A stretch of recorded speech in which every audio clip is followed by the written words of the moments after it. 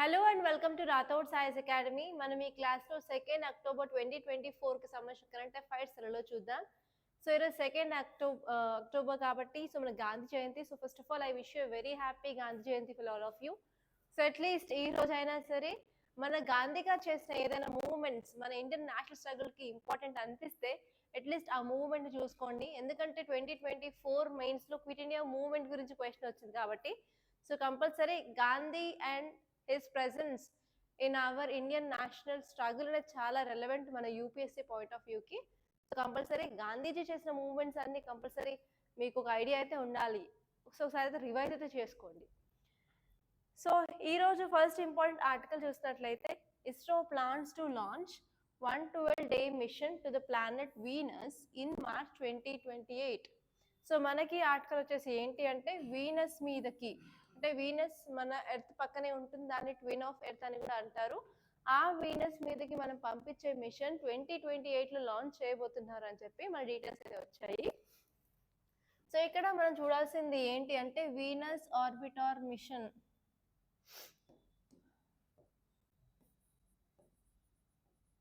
Venus orbital machine, దీన్ని విఓఎం అని అంటాము షార్ట్ కట్గా. సో ఈ టాపిక్ వచ్చేసి మనం జిఎస్ పేపర్ 3లో మనం సైన్స్ అండ్ టెక్నాలజీ చదువుకుంటాము. అండ్ అదే కాకుండా వీనస్ గురించి మనం GS paper 1 geography especially universe అనే టాపిక్లో కూడా చదువుకుంటాము. అండ్ ఇక్కడ మీరు సైన్స్ అండ్ టెక్నాలజీ చూసుకోవాల్సిన ఇంపార్టెంట్ థింగ్స్ అసలు డైమెన్షన్స్ ఏంటి అంటే అసలు వీనస్ ఆర్బిటార్ మిషన్ అంటే ఏంటి, అసలు దీన్ని లాంచ్ చేస్తున్నాం కానీ దీనిలో ఉన్న ఆబ్జెక్టివ్స్ ఏంటి, అండ్ ఈ మిషన్ చేసిన తర్వాత మనకు వచ్చే అడ్వాంటేజెస్ లాభాలు ఏంటి. And next Geography point of వ్యూలో మనకి ప్లానెట్స్ అంటే ఏంటో తెలుసుకోవాలి. అండ్ ఈ ప్లానెట్స్లో మనకి 2 రకాలు ఉంటాయి, ఇన్నర్ ప్లానెట్స్ను అవుటర్ ప్లానెట్స్. సో ఇన్నర్ ప్లానెట్స్కి అవుటర్ ప్లానెట్స్కి డిఫరెన్స్ ఏంటి, ప్లానెట్స్కి ఆస్ట్రాయిడ్స్కి మధ్య డిఫరెన్స్ ఏంటి, ప్లానెట్స్కి కమెట్స్కి మధ్య డిఫరెన్స్ ఏంటి, అండ్ ప్లానెట్స్కి శాటిలైట్స్కి మధ్య డిఫరెన్స్ ఏంటి. సో ఆ బేసిక్ డిఫరెన్సెస్ కంపల్సరీ మీకు తెలిసి ఉండాలి. అండ్ అలాగే ఈ వీనస్ యొక్క స్పెషల్ ఫీచర్స్ కూడా మీకు కంపల్సరీ తెలిసి ఉండాలి. అండ్ ఈ వీనస్ని ఎర్త్ ట్విన్ అని అంటారు. సో ఎర్త్ ట్విన్ అని అనడానికి గల రీజన్స్ ఏంటి, సో ఇవన్నీ కంపల్సరీ ప్రతి ఒక్క డైమెన్షన్లో చూసుకున్నట్లయితే మీరు మెయిన్స్ కానీ ప్రిలిమ్స్ ఆన్సర్స్ కూడా చేయడానికి ఈజీగా ఉంటుంది. సో ఇక్కడ మీరు ఆర్టికల్ చూసుకున్నట్లయితే ఇండియా ఫస్ట్ మిషన్ అనమాట మనం వీనస్ మీదకి పంపించడం. సో దీన్నే మనం వీనస్ ఆర్బిటార్ మిషన్ అంటున్నాము. సో ఇది ఎప్పుడు లాంచ్ అవుతుంది అంటే మార్చ్ 2028లో లాంచ్ అవుతుంది అనమాట. సో ఈ మిషన్లో ఏంటి అంటే అరౌండ్ 112 days అయితే పడుతుంది మన వీనస్కి చేరడానికి మన ఎర్త్ నుంచి. అండ్ ఈ ప్రాజెక్ట్ యొక్క కాస్ట్ వచ్చేసి 1200 కోట్ల పైనే ఉంటుంది అనమాట. సో ఈ మిషన్ మనం ఎందుకు లాంచ్ చేస్తున్నాము అంటే ఈ వీనస్ యొక్క అట్మాస్ఫియర్ తెలుసుకోవడానికి, అలాగే స్ట్రక్చర్, సర్ఫేస్, ఇప్పుడు సన్ నుంచి వచ్చే విండ్స్, సోలార్ ఫ్లేర్స్ ఎలాంటి ఇంటరాక్షన్ అవుతున్నాయి వీనస్ యొక్క అట్మాస్ఫియర్, సో వీనస్ యొక్క అట్మాస్ఫియర్ మీద సన్ యొక్క ఇంపాక్ట్ ఏముంది, సో ఆ స్టడీస్ అన్ని మనం చేయడానికి ఈ మిషన్ చాలా యూస్ఫుల్గా ఉంటుంది. సో ఇక్కడ మీరు చూడాల్సిన కీ పాయింట్స్ ఏంటి అంటే ఇది ఒక ల్యాండ్ మార్క్ ఇండియాస్ ఎక్స్ప్లోరేషన్ అనమాట. ఎందుకంటే మన వీనస్ మీదకి పంపించే ఫస్ట్ మిషన్ అనమాట. సో ఇలా చేయడం వల్ల ఇండియా రోల్ అనేది పెరుగుతుంది స్పేస్ ఎక్స్ప్లోరేషన్లో వరల్డ్ వైడ్గా. అండ్ అదే కాకుండా ఈవెన్ మనము లాంచ్ వెహికల్ ఇక్కడ మార్క్ 3 యూజ్ చేస్తున్నాము. సో ఇదేంటి అంటే మనం యాక్చువల్లీ మనము రోబాస్ట్ లాంచ్ కేపబిలిటీస్ కోసం అలాగే కాంప్లెక్స్ మిషన్స్ని ఈజీగా లాంచ్ చేయడానికి మనం లాంచ్ వెహికల్స్ని కూడా మనం ఫోకస్ చేస్తున్నామని క్లియర్గా అర్థమవుతుంది. అండ్ అదే కాకుండా ఈ మిషన్ యొక్క ఇంపార్టెంట్ ఎయిమ్ ఏంటి అంటే వీనస్ యొక్క అట్మాస్ఫియరిక్ కంపోజిషన్ తెలుస్తుంది, అలాగే జియోగ్రఫికల్ ఫీచర్స్ తెలుస్తుంది, అలాగే ప్లానెట్స్ ఎలా ఎవాల్వ్ అయ్యాయో కూడా క్లియర్గా తెలుస్తుంది అనమాట. అండ్ నెక్స్ట్ ఇంపార్టెంట్ వచ్చేసి ఇక్కడ ఇలా ఈ స్టడీ అనేది 5 years పీరియడ్ వరకు చేస్తూ ఉంటారు కాబట్టి ఇది ఒక లాంగ్ టర్మ్ విజన్ అని మాత్రం మనం చెప్పడానికి ఉంటుంది. సో మనం ఎస్పెషలీ వీనస్ యొక్క మిస్టరీస్ అన్ని తెలుసుకోవడానికి ఈ విషయం చాలా ఉపయోగపడుతుంది అని అయితే చెప్పడం చేశారు. సో ఈ మిషన్ యొక్క పేరు ఏంటి అంటే శుక్రయాన్ అనమాట. శుక్రయాన్ సో ఇది ఏం చేస్తుంది, ప్లానెట్ యొక్క అట్మాస్ఫియర్, సర్ఫేస్, జియోలాజికల్ ఫీచర్స్ ఇవన్నీ మనం అడ్వాన్స్ సైంటిఫిక్ టెక్నాలజీ యూస్ చేసి చేయడం జరుగుతుంది. సో ఈ మిషన్ వల్ల మనకి ఏం తెలుస్తుంది, మనం ఎలాంటి డేటా కలెక్ట్ చేయడం జరుగుతుంది అంటే వీనస్ యొక్క క్లైమేట్ గురించి, వీనస్ యొక్క అట్మాస్ఫియర్ గురించి, అలాగే ఆ యొక్క సర్ఫేస్ మీద మనకు వాల్కానిక్ యాక్టివిటీ ఉన్నాయా లేదా, ఎలాంటి సీస్మిక్ యాక్టివిటీ ఉందా లేదా, ఎర్త్క్వేక్స్ వస్తున్నాయా లేదా, సో ఇవన్నీ తెలుసుకోవడానికి చాలా యూస్ఫుల్గా ఉంటుందన్నమాట.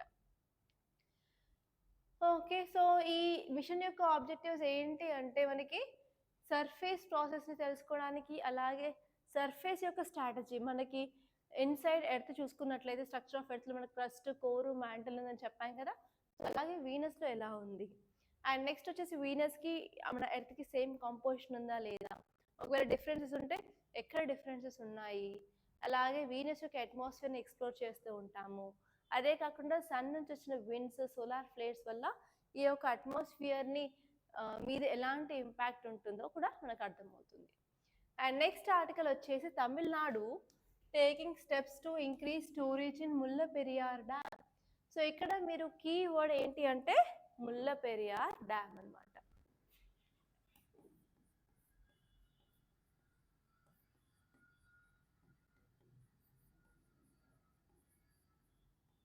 సో ఈ టాపిక్ గురించి మీరు ఎక్కడ చదువుకుంటారు, మనకి జిఎస్ పేపర్ 1లో జియోగ్రఫీ ఉంటుంది.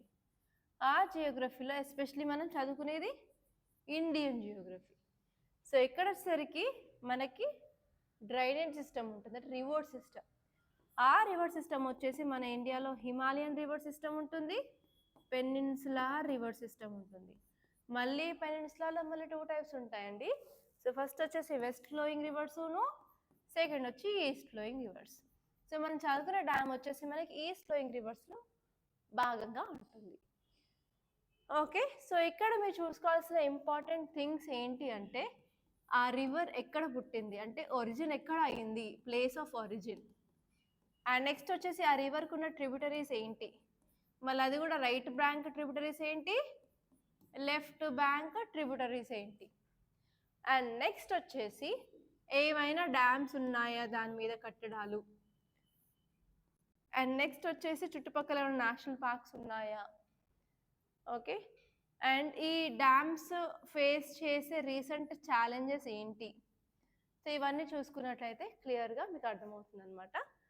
సో ఒక్కసారి ఈ టాపిక్ చూసినట్లయితే Tamil Nadu government is actively working to raise storage level. So ఇప్పుడు ఏంటంటే తమిళనాడు గవర్నమెంట్ అనేది ఏ ఒక్క డ్యామ్లో స్టోరేజ్ లెవెల్ని ఇంక్రీజ్ చేయడానికి చాలా ట్రై చేస్తుంది.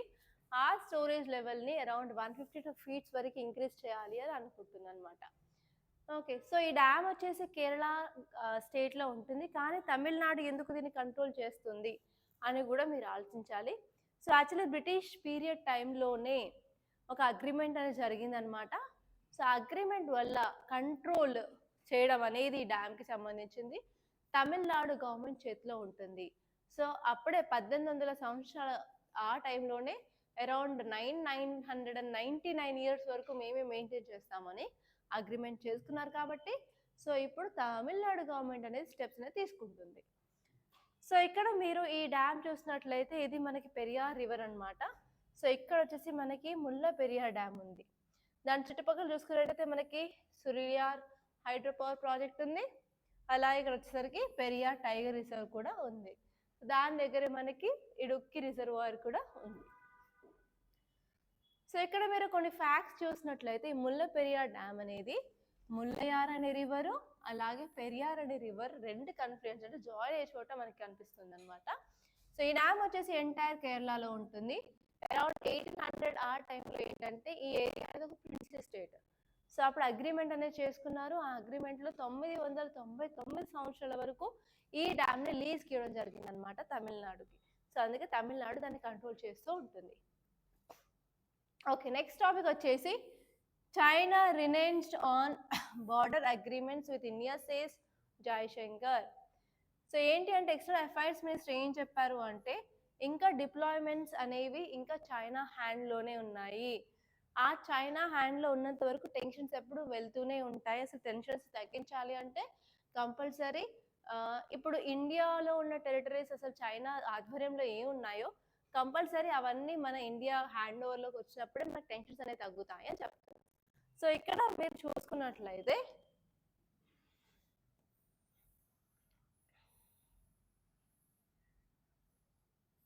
సో ఇది ఇండో చైనా బార్డర్ అనుకుంటే ఇక్కడ మనకి LAC line of actual control ఉంటుంది.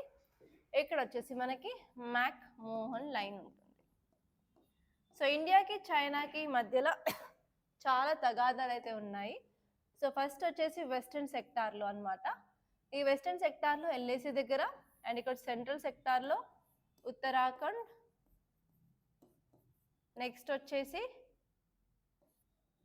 హిమాచల్ ప్రదేశ్లో మనకి ఇష్యూస్ అయితే ఉన్నాయి. అండ్ ఇక్కడ ఈస్టర్న్ పార్ట్లో వచ్చేసి ఎంటైర్ అరుణాచల్ ప్రదేశ్ మొత్తం నాదే అని అంటున్నారు అనమాట చైనా వాళ్ళు. సో అరుణాచల్ ప్రదేశ్ని ఈజీగా వాళ్ళు ఆక్యుపై చేయడానికి ఇక్కడ మోడల్ విలేజెస్ కూడా వాళ్ళు డెవలప్ చేస్తున్నారు. దాన్ని కౌంటర్ చేస్తూ మన బార్డర్ రోడ్ ఆర్గనైజేషన్ వాళ్ళు ఇక్కడ బార్డర్ చుట్టుపక్కల ఇన్ఫ్రాస్ట్రక్చర్ని ఇంప్రూవ్ చేస్తున్నారు. అదే కాకుండా మన గవర్నమెంట్ వచ్చేసి వైబ్రెంట్ విలేజ్ ప్రోగ్రామ్ అనేది తీసుకురాబడింది అనమాట.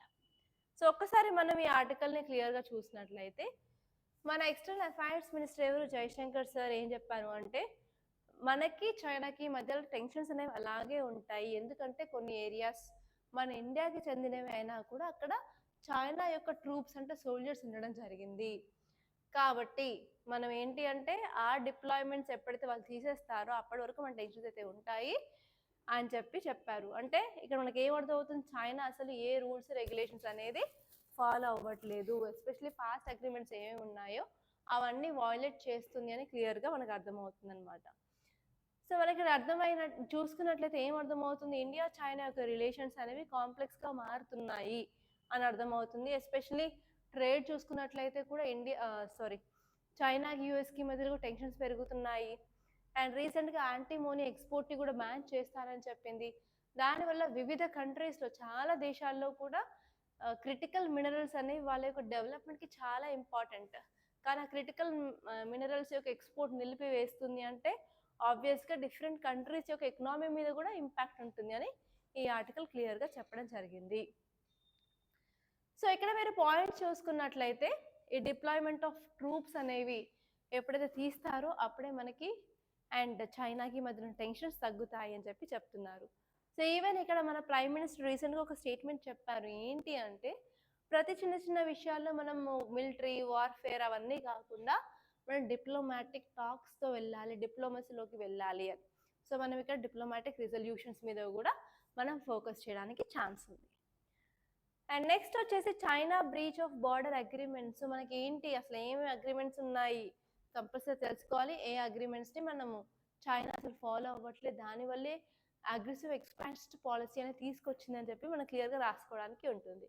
అదే కాకుండా ఈ మధ్య ట్రేడ్ రిలేషన్స్ కూడా చాలా కాంప్లెక్స్గా మారాయి. అంటే టెన్షన్స్ పెరుగుతున్నాయి, ఎస్పెషల్లీ ఎకనామిక్ ఇంటర్డిపెండెన్స్ అనేది పెరిగింది ఒక కంట్రీ మీద. సో ఇలా చేసినప్పుడు ట్రేడ్ వార్ కూడా అవడానికి ఛాన్స్ ఉన్నాయని చెప్తున్నారు అనమాట. సో అంతకుమించి ఇంకేం లేదు. సో నెక్స్ట్ ఆర్టికల్ వచ్చేసి health minister ironing out wrinkles to enrol senior citizens under Ayushman Bharat ప్రధానమంత్రి జన ఆరోగ్య యోజన.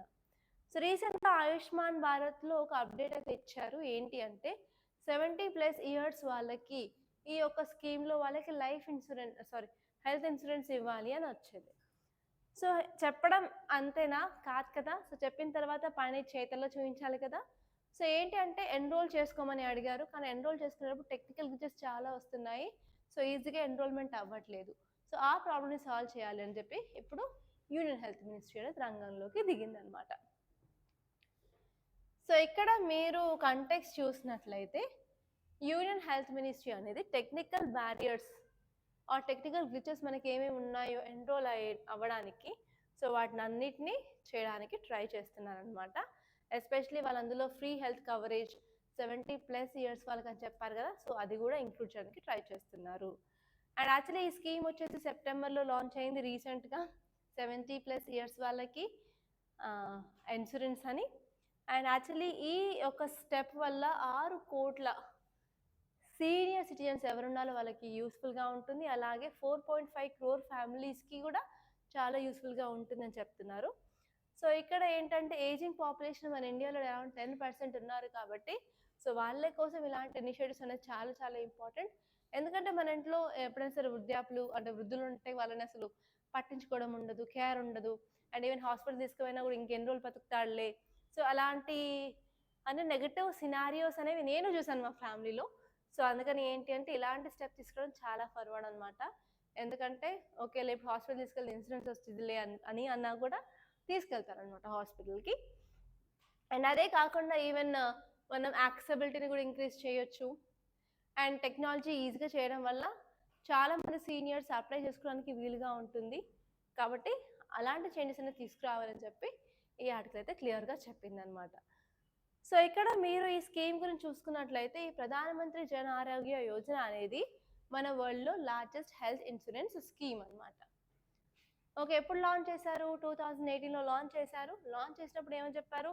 ఫ్యామిలీకి 5 lakhs ఆఫ్ ఇన్సూరెన్స్ అని చెప్పారు. సో ఎక్కడ అంటే వాళ్ళకి సెకండరీ కేర్, టెరిషరీ హెల్త్ కేర్లో. ఎందుకంటే ఎలాగో ప్రైమరీ అనేది ఫ్రీగా ఉంటుంది కాబట్టి. సో ఇందులో హెల్త్ బెనిఫిట్స్ ఏమొస్తాయి? సర్జరీ చేయించుకోవచ్చు, ఇంకా కేర్ ట్రీట్మెంట్ చేసుకోవచ్చు, డే కేర్ ట్రీట్మెంట్ చేయించుకోవచ్చు, మెడిసిన్స్ ఇంక్లూడెడ్, అలాగే డయాగ్నోస్టిక్ అంటే ల్యాబ్స్ కూడా ఇంక్లూడెడ్ అయి ఉంటాయి అన్నమాట.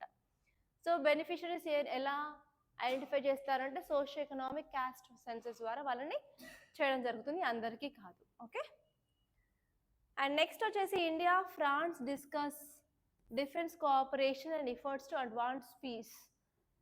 సో మనం ఇక్కడ చూసుకున్నట్లయితే ఇండియా ఫ్రాన్స్ యొక్క రిలేషన్స్ గురించి చెప్తున్నారు కాబట్టి ఈ టాపిక్ వచ్చేసి మనం జిఎస్ పేపర్ 2 ఇంటర్నేషనల్ రిలేషన్స్లో చదువుకోవడానికి వీలుగా ఉంటుంది. సో ఇక్కడ ఈ ఆర్టికల్ అసలు ఏం చెప్తున్నారు అంటే మన యొక్క security adviser, national security adviser ఉన్నారు కదా, సో వారు వెళ్ళి ఇక్కడ ఫ్రాన్స్ యొక్క ప్రెసిడెంట్తో మీటింగ్ అయ్యారు. సో ఆ మీటింగ్లో ఏంటి అంటే మన డిఫెన్స్ కోఆపరేషన్లో అడ్వాన్స్మెంట్స్ గురించి మాట్లాడడం జరిగింది. అలాగే ఫ్రాన్స్ ఇండియా చేసిన స్టెప్స్ని అప్రిషియేట్ చేయడం జరిగింది. అవి ఏ స్టెప్స్ అంటే సో రీసెంట్గా మన ప్రైమ్ మినిస్టర్ ఉక్రెయిన్ పీస్ ప్రాసెస్లో ఇన్వాల్వ్ అయ్యారు కదా, సో అలాంటి విషయాల్లో అనమాట. సో ఇక్కడ మీరు కీ పాయింట్స్ చూసినట్లయితే ఇండియాకి ఫ్రాన్స్కి మధ్యలో ఉన్న రిలేషన్షిప్ కూడా స్ట్రాంగ్గా అవుతుంది, స్ట్రెంథనింగ్ అవుతుంది. ఎందుకంటే డిఫెన్స్లో కూడా మనకు అగ్రిమెంట్స్ ఉన్నాయి. అలాగే రెండు కంట్రీస్ అనేవి రీజనల్ థ్రెట్స్ గురించి కూడా ఫోకస్ చేస్తున్నారు.